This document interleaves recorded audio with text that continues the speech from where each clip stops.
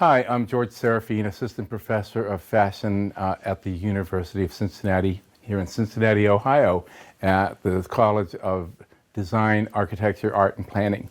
And today I'm going to just give a little bit of a talk on a very famous designer that not many people know about these days, but in her time she was definitely the cutting edge of fashion in post-World War II America.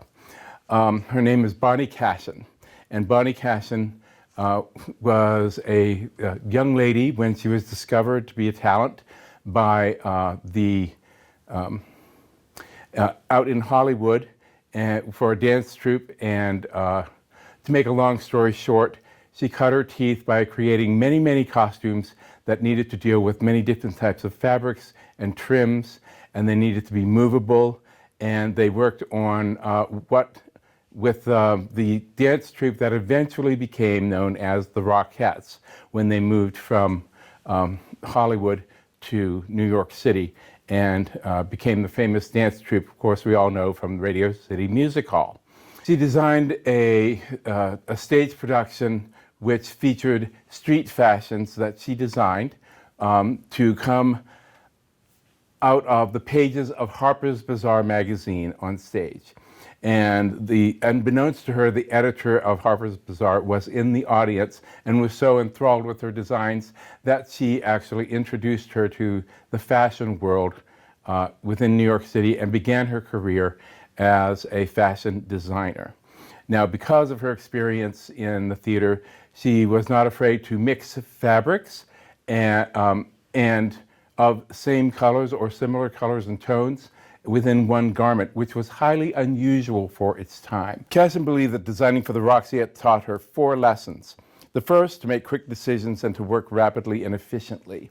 The second, to develop a sense of resource within herself. Third, she learned the effect of color and light. And fourth, the simple fact that, as Cashin said, bodies move.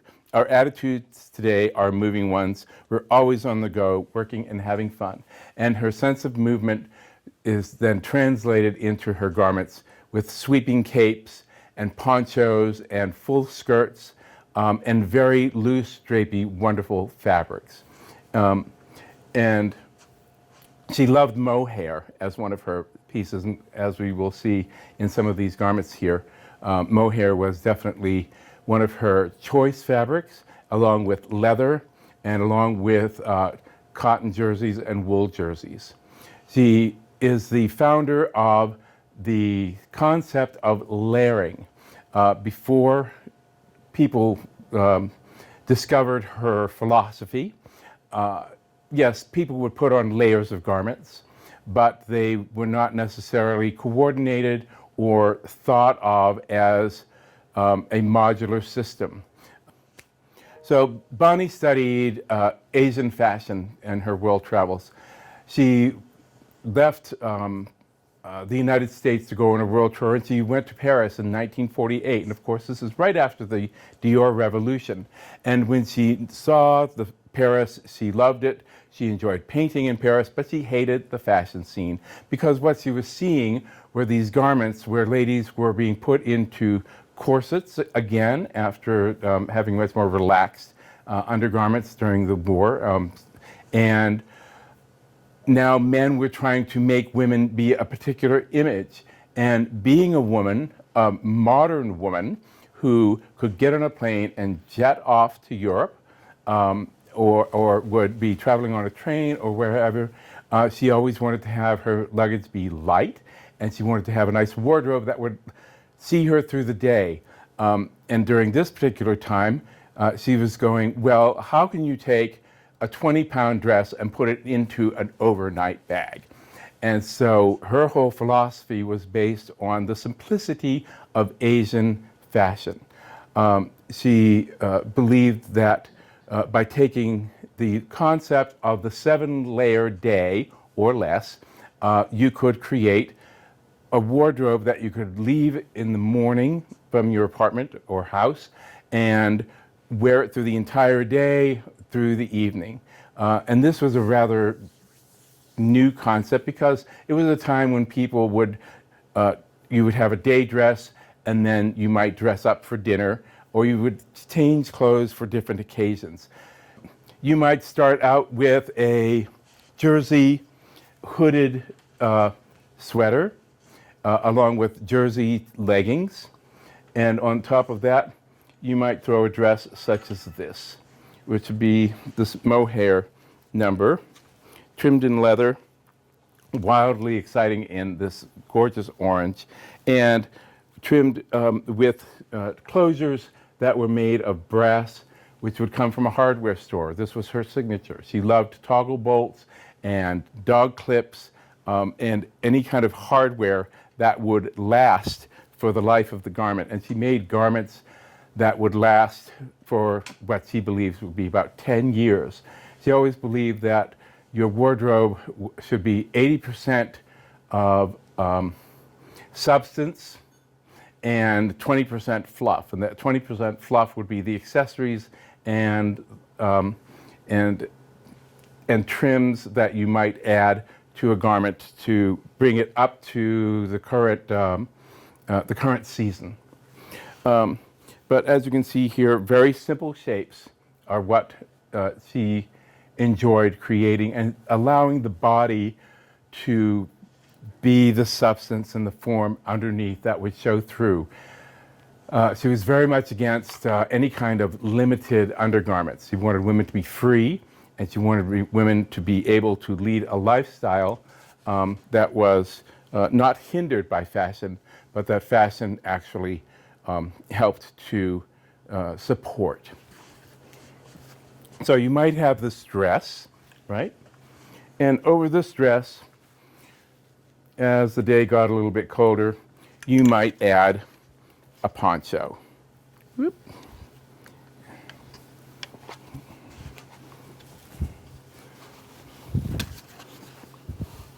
And over this poncho, if it's a particularly cold day, you could add an overcoat. Now, all of her garments were very, very simple in cut. As you can see here, it's like a T strap or a T shape. This would be the basis of the no coat that she made very famous. Very simple, unlined, trimmed in leather, and made of sumptuous fabrics. But always, always, always the most simple cuts with the finest fabrics were her trademark. She was also very practical about what women needed. When you left the house and you were carrying things, you didn't want to be encumbered by a purse on your arm. And so she would create garments such as this coat over here, which we find. So this is very definitively Bonnie Cashin. It is lined in a wool jersey, trimmed in leather to finish off the edges, a wonderful boucle or tweed that we've got here in wool. And if you notice here, her invention of the pocket purse. And so you can keep your change in here, your subway tokens, your keys, what have you, and not have to worry about them getting lost. And of course, very big, deep pockets that you could carry items within. Also notice if it gets colder, you could fix up this more for a turtleneck, and then this would go over your head to protect you. So you were prepared for basically anything that could come your way if you had not paid attention to the weather report that day and got caught by something that was unusual. But likewise, not only just these coats, which we see, now this has a dolman sleeve, but the bottom line is the simplicity of cut. Just a seam running up the side, and under this whole arm, there are no arm's eye seams whatsoever. So, and she also loved ponchos. And ponchos are something which we take for granted today as they come and go throughout the fashion. But the poncho, for the fashion poncho, was her invention. She would ride from the Los Angeles Valley up into the hills, and the difference of temperature would be rather great. And so she took an old blanket that she had in the front seat of her car one day, and she cut a hole into it, and she threw it on top of herself, and she realized that this was a great way of dressing oneself quickly for weather changes or changes in temperature. And so, so ponchos were a huge mainstay for her vocabulary. And they were with and without hoods, of course. We have about 200 garments from the 1960s to the 1980s. During her tenure at Sills and Company, and so she was their lead designer. Bonnie Cashin was asked to design purses for an up-and-coming company called Coach. And so she created women's bags in brilliant colors using her signature toggle bolts and dog clips and other hardware as closures and connectors, D-rings, things such as that, which we take for granted today in women's purses.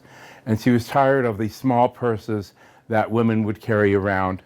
And so she created rather large bags as her signature. And women loved them because they could take them and put everything that they needed for the day into them and take off out the door. And she created them to be part of that layering look because you could take some of her purses and wear them underneath your garments without them showing. So she designed everything to be part of that whole layering. Be a typical look for Bonnie Cashin based upon the 7-layer day with her signature pieces. All very, very simple, all trimmed in leather, and all made of very sumptuous, wonderful bouclés and other wools, plain wools and wool jerseys. So let's say you're going out for in a cold day from your apartment in New York. And so you walk out the door and it's a bit chilly. So you would take your mock turtleneck here, or your turtleneck, and pull this up over your head and go out the door. As the day goes along, it might get a little cold. So you'll remove your overcoat and feel a little bit lighter as you now have your poncho, which is worn over the garments underneath. Bonnie's very practical with her closures. They come from the hardware store mostly, but if you look at this poncho, you want to throw it on and off rather quickly because if the sun comes out or what have you and you need to take this layer off, it's very quick. She has this pin with a gold head on it, which is a closure. Just take that off, but you don't want to lose it. It's attached to the garment with a chain. So you can unpin it, not worry about losing it, and then you would have your outfit be looking like this. So this would probably be worn with the black coat on a really cold day. This is how you would go out on an average day when it's a bit chilled. But let's say you become overheated in this. Then you would remove this layer. And of course, if you start out with the bottom layer and it gets colder, then you would be adding these. So you would remove this layer and you would have an ensemble that looks like this with your wool jersey shift dress with the turtleneck underneath and this wonderful mohair tunic with sleeveless tunic, which it has these large pockets because he very much believed in pockets in women's garments. And you would look quite wonderful. But let's say the temperature spikes at about 65 to 68 degrees that day, then you would remove this garment and just appear in your shift dress for wearing around the office or what have you. And Bonnie believed that the active woman should be able to pack her entire wardrobe into 1 or 2 suitcases, and they were always very simple so they could fold very flat and serve the purposes of the jet-setting woman of the 1950s. What's really wonderful about Bonnie Cashin is the fact that the creativity and genius that she brought to fashion, like as early as the 1940s, was actually way ahead of its time and was not accepted by the general public until like the 1960s to the 1970s and 80s. One example of that is that she had calf-high boots that she would always wear. She had to go and buy them in riding stores in Great Britain, but these boots were something that she would wear, and she found very comfortable. And it wasn't until the 1960s that these same boots heights and lines were adopted as something that was called go-go boots during the 1960s, that were worn by the younger generation in the go-go dance clubs in Carnaby Street and the like. So and also such as these hooded jersey dresses, they would become quite popular again in the late 70s and early 80s. Bonnie also liked to work very much in leather, and interestingly enough, her penchant for using these toggle bolts and other hardware actually came from her remembrances of driving in her convertible, and these toggle bolts would be used to hold down the convertible top cover. When you covered your convertible top, that went back, and then you put a leather cover over it, and it would be fastened with different types of toggle bolts. And so she decided that leather and toggle bolts were really a good combination. And so you will find these, and she actually designed these toggles to be used in her garments. There's a little bit of a recess right here so that the toggle can be flush when you are wearing it. And practically every garment, especially overgarment that she ever created, was definitely accented by this little brass fixture right here.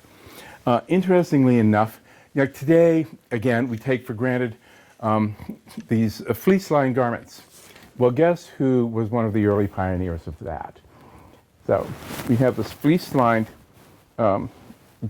leather jacket in this sort of mandarin orange, and the leather trims are on the edges.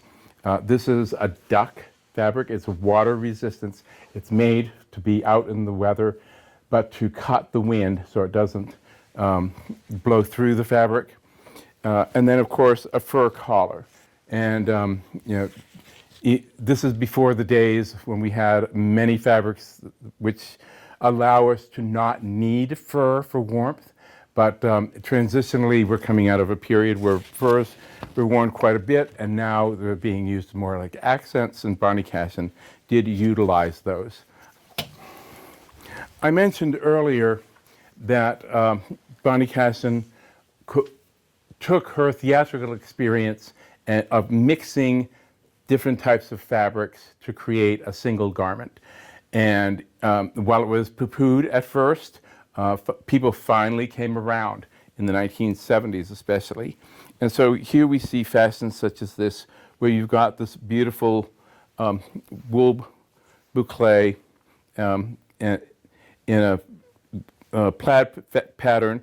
And this is trimmed in suede, in pink suede dyed to match. And then the suede skirt, and in the back, she would use it as an accent. So she loved to mix these types of, she played with fabrics. She really enjoyed what she was doing. And she was a freelance designer. She would work from her own studio at home and then go out and, even though she worked together with certain companies, they were always working with her as a designer who freelanced for them versus being on their payroll, because she wanted the freedom to do as she wished to do, to not be constricted by a corporate situation, saying we're going to design this for the season, and here's what your guidelines to do that. She would come to the manufacturer saying, "Look what I did," and they would become very excited and then create the garments for her. Now, this rather joyous coat is another fine example, and perhaps even shows the struggle just as well, but as the last coat, I hope. But fully lined, this wonderful cream and sort of mandarin orange and teal blue complementary color scheme, accented with this beautiful buff colored leather, kid leather. So if you were wearing one of Bonnie Cashin's pair of leggings, let's say, and you just want to have a simple outfit, you might wear this tunic dress. Once again, trimmed in her signature leather. And on here, she's simple snap closures. We've been looking at some very bright colors, which certainly are her trademark, but she does have some beautifully subtle pieces as well as low-key, more, so we call them mainstream plaid garments that might be worn by the more conservative side of her constituency. Now, this would be a garment that would be from the very late 60s to early 70s. We have a leather mini skirt. Now, once again, imagine this with the bodysuit underneath it. And so she would be wearing a mini skirt and this wonderful coat over it. And you go running off to the office, and I suppose you could wear the coat inside, but if you slip that off and just have this mini skirt, let's say a black, sleek-looking bodysuit, you could be quite the fashion statement for the early 1970s. This is a great garment because it really reflects that oriental flavor that we talk about. Mandarin, it may not be a mandarin collar, but it is a turtleneck, which follows the same type of design lines. And a very simple top, which could be worn with some tan slacks, if you will, and could look quite smart.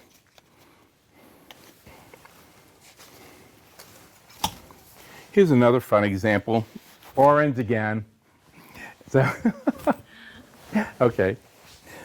But a wonderful, comfortable, loose-fitting jacket with the knit hood and the knit sleeves. So once again, we are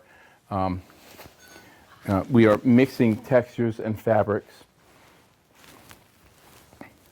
But as I go through these garments, I hope that you're seeing the similarities of silhouette, texture, and design elements.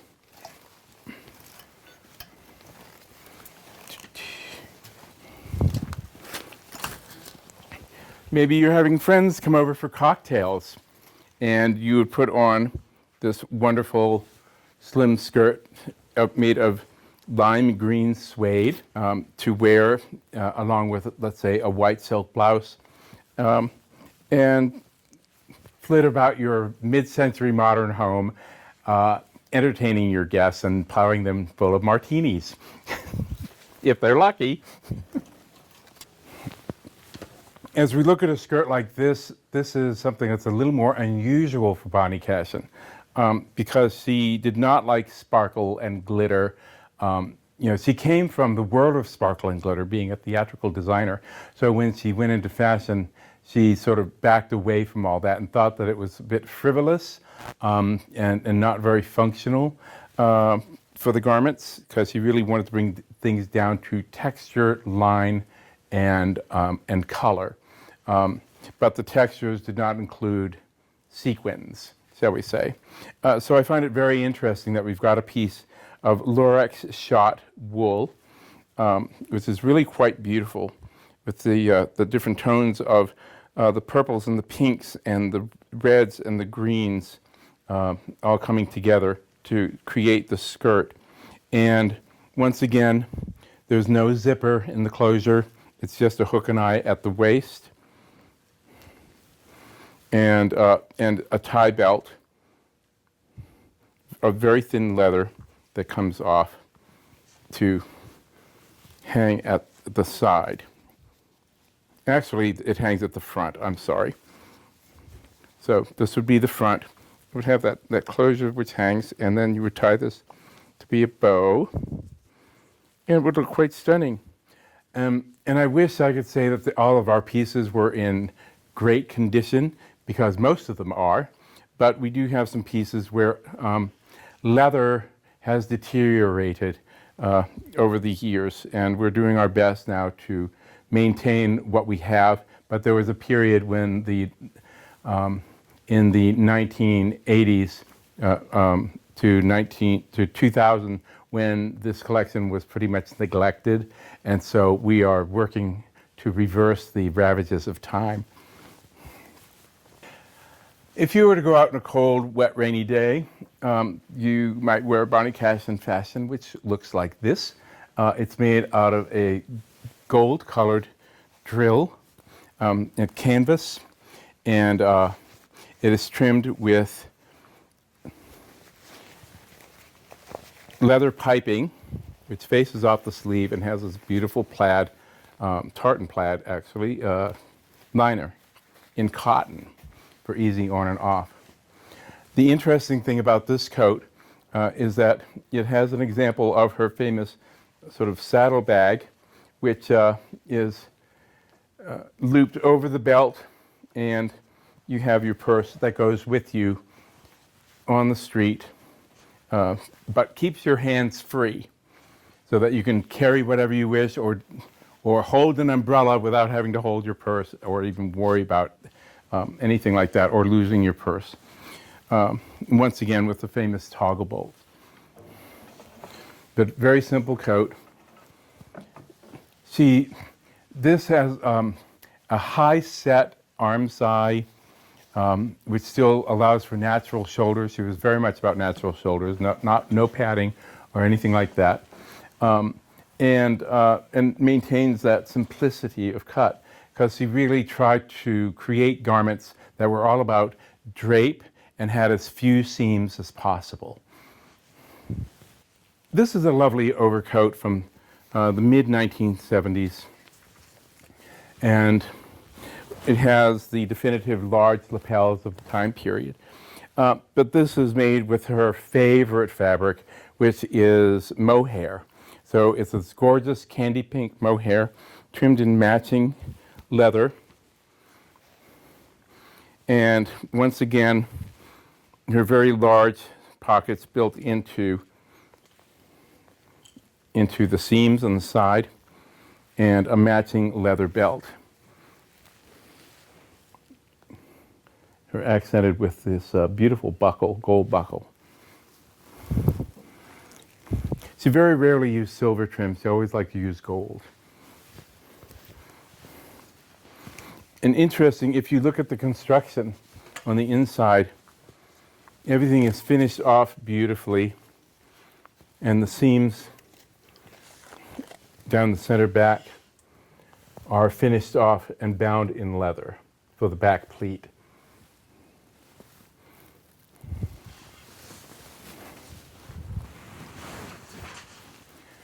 Now, this coat could be worn today, like right off the rack. If you ran into H&M and found some fast fashion, it might not be trimmed as well, but the fact that it is faux fur, because she used real fur when it was socially acceptable, but there came a time when it became socially unacceptable.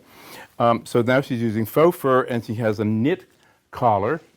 It is still trimmed in her signature leather piping with a plaid lining.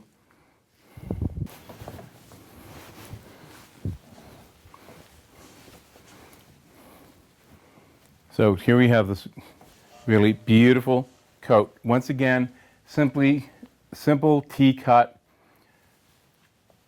and that's one seam joining the front to the back with the pockets on the side.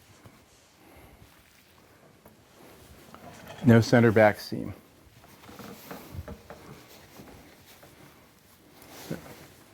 So yes, I mean, this is something you could go out to the stores today and buy. And why? Because Bonnie Cashin thought of it first, and people are just copying her. It's a great little ensemble these subtle pants that make such a demure statement. But really, when you look at this, if I were a woman, I would throw this on now and go out and enjoy how I look. Because it is so playful with this wonderful big plaid, and it is done in this red that has just a hint of orange to the color. And with this hood, so you're going out into the country, driving in your car, or shopping in stores in New England, what have you, or out in Mason, and you would look really quite sharp pulled together in your Bonnie Cashin fashion with its matching lining. Once again, big pockets. And these pockets go all the way around to the back. So, what I really like about this is the playfulness of her. She loved, in certain periods of her design, to do these peak-tipped hats. So you look kind of like an elf. So they had an elfin quality to it with high fashion. So red leather and wool. So I brought all these leather coats out to speak about Bonnie Cashin and color. The interesting thing about Bonnie was the fact that she would take colored pencils or markers or her watercolors, and she would play with them and come up with different tones that would be dyed specifically for her, that she created on paper, and they would color match them. And then she would have the dyers, of course, create the leathers in the tones that she liked, and she adored the imperfections of leather. She called them like on furniture that was not refinished but had gained normal wear and tear, the sort of their battle scars, and so she always thought that the imperfections of leather that were used in garments as the battle scars that were in her clothing. But here we can see a range of different tones and colors that she created for clothes. And she brought this to Coach Leather's company, where she was the initial designer and designed for the company for the next decade. All these wonderful purses with her signature clasps and closures. And she created things like bucket purses and feed bag purses and all sorts of, and bags that had coin purses that were attached to them to the outside. And of course you saw the raincoat that had the purse on its side. That would not be Coach, but that is what attracted Coach to her, to be their first designer.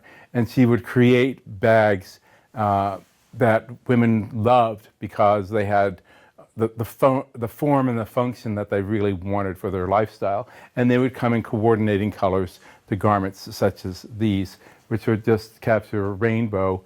And you can imagine if you had this as your winter coat, walking down the street in New York City where everything is bland and a lot of people are wearing black, and there you shine like the sun in your vivid colors, which would make, I'm sure, even the most grumpy person's eyes dance with delight. So all of the garments that we have here at the University of Cincinnati in our student study collection are utilized to teach students construction methods and to show them how craft and quality are emulated in garments such as Bonnie Cashin's and, of course, the other garments that are in the collection.